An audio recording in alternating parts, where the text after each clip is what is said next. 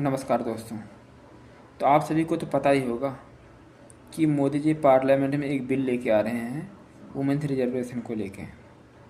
तो इसी को लेके उनका एक फरमान आता है सभी सांसदों के लिए कि आप सभी अपने घर में माताओं, बहनों, बेटियों को स्मरण करते हुए अपने अंतरात्मा की सुनिए। और ये सबसे अच्छा टाइम है नारी वंदन का, नारियों को उनको सम्मान देने का।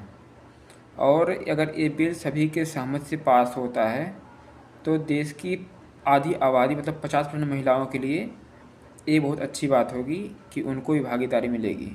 तो मोदी जी आपसे ये पूछना चाहते हैं, आप जो बिल लेके आ रहे हैं, माली बिल लेके आ गए, जो बिल लेके आ रहे हैं इसमें क्या कोई रिजर्वेशन है SC ST OBC की महिलाओं के लिए, या फिर बस सब जनरल की महिलाओं को ही मिल जाएगा?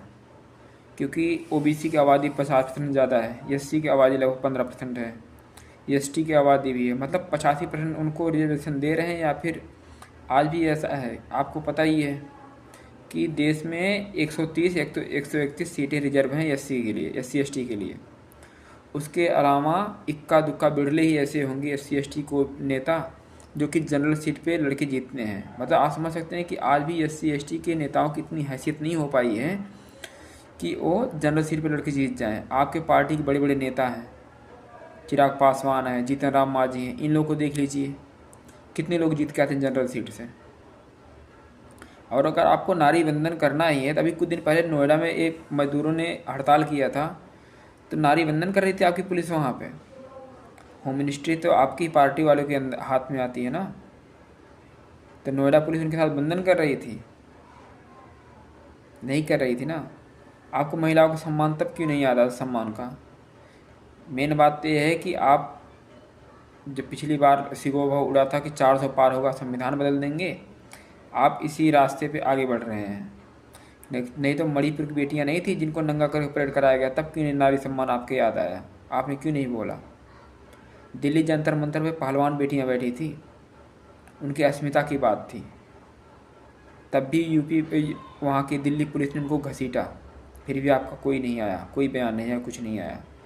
क्यों? जब बेटियां मेडल लेके आती हैं तब देश की बेटियां होती हैं, उसके बाद देश की बेटियां नहीं होती हैं, अपने हक के लिए आवाज़ उठाती हैं। तो यूपी अम्बेडकर नगर में बाबा साहब की मूर्ति को लेकर विवाद हुआ था, घर में घुस घुस कर उठा रहे थे औरतों को, डंडे भाज रही थी पुलिस, भारत की पुलिस थी ना। तब आप क्यों नहीं बंधन का, आपको बंधन का ख्याल आता है? तब तो नहीं आता ख्याल, तब तो कोई ख्याल नहीं आता नारी बंधन भी करना है। क्यों? क्योंकि उससे आपको फ़ायदा नहीं मिलेगा, क्योंकि उससे आपको कोई फ़ायदा नहीं मिलेगा नारी बंधन करने से, क्योंकि वहाँ पर नारियाँ पिट रही हैं ना। बात करते हैं नारी बंधन की, भाई ये सब ये सब पॉलिटिकल स्टंट है। क्योंकि आपको पता ही है कि अभी भी इनके पास उतने सांसदों की कमी है कि इनके बहुमत में नहीं आ पाए हैं। और इनकी सरकार बैसाखी की सरकार चल रही है, बैसाखी पे चल रही सरकार, ये दुनिया जग जाहिर है।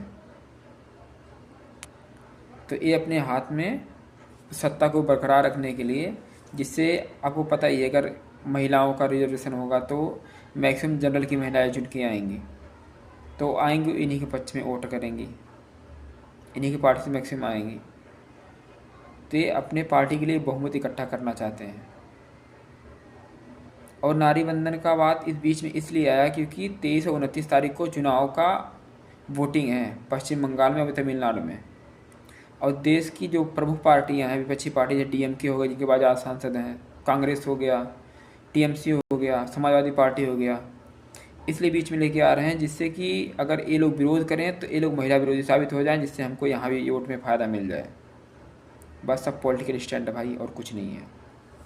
बाकी आपका इस पर क्या राय है ज़रूर बताना कमेंट करके। जय भीम, जय मंडल, जय जोहार, जय संविधान।